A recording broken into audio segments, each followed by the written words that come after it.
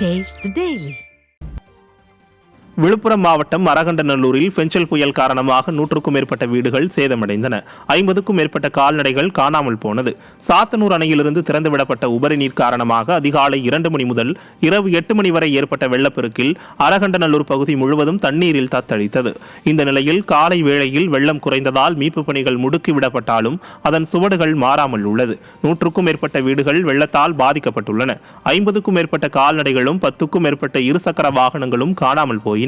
பாதிக்கப்பட்ட மக்கள் ஸ்டாலின் அரசு உடனடியாக உரிய நிவாரணம் வழங்க வேண்டும் என கோரிக்கை வைத்தனர். சேலம் மாவட்டம் ஆத்தூர் அருகே உள்ள ஆனைவாரி நீர்வீழ்ச்சியில் குளிக்க தடை விதிக்கப்பட்டுள்ளது.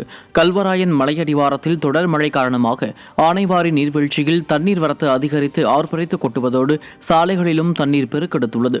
இதனால் நீர்வீழ்ச்சி பகுதிக்கு செல்ல வனத்துறையினர் தடை விதித்துள்ளனர்.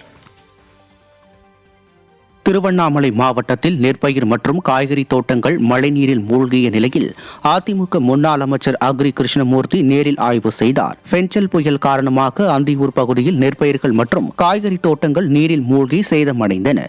இதனை முன்னாள் அமைச்சரும் சட்டமன்ற எதிர்க்கட்சி துணை செயலாளருமான அக்ரி எஸ் கிருஷ்ணமூர்த்தி நேரில் பார்வையிட்டு விவசாயிகளுக்கு ஆறுதல் கூறினார். மேலும் பாதிக்கப்பட்ட விவசாயிகளுக்கு உரிய நிவாரணம் வழங்க வேண்டும் என வேளாண்மைத்துறை அதிகாரிகளை கேட்டுக் கொண்டார். இந்நிகழ்வின் போது மத்திய மாவட்ட கழக செயலாளர் ஜெயசுதா லட்சுமிகாந்தன், மாநில விவசாய பிரிவு துணை செயலாளர் செல்வன் உள்ளிட்டோர் உடனிருந்தனர்.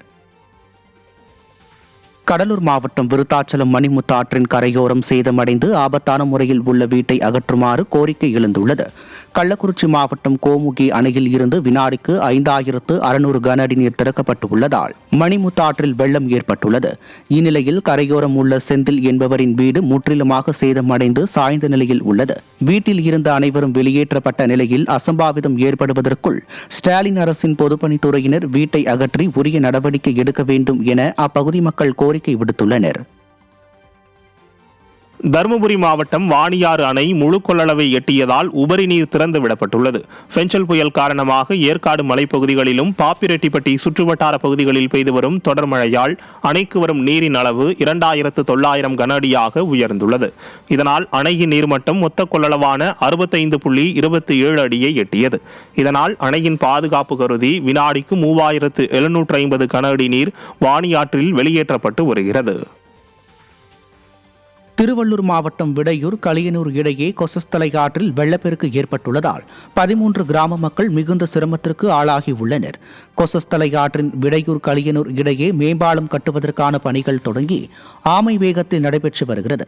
இந்நிலையில் பெஞ்சல் புயலால் பெய்த தொடர் மழையால் கொசஸ்தலை ஆற்றில் வெள்ளப்பெருக்கு ஏற்பட்டுள்ளதால் மேல்விளாகம், களியனூர், மணவூர், நெமிலியகரம் உள்ளிட்ட 13 கிராம மக்களும் மாணவ மாணவிகளும் 25 கிலோமீட்டர் சுற்றி செல்லும் அவல நிலைக்கு தள்ளப்பட்டுள்ளனர். எனவே மேம்பால பணிகளை விரைந்து முடிக்க நடவடிக்கை எடுக்குமாறு விளம்பர பிரியர் ஸ்டாலின் அரசுக்கு கிராம மக்கள் வேண்டுகோள் விடுத்துள்ளனர். கடலூர் மாவட்டம் சேத்தியாத்தோப்பு அருகே புளிய மரம் சாய்ந்து விழுந்ததில் 2 வீடுகள் சேதமடைந்தன.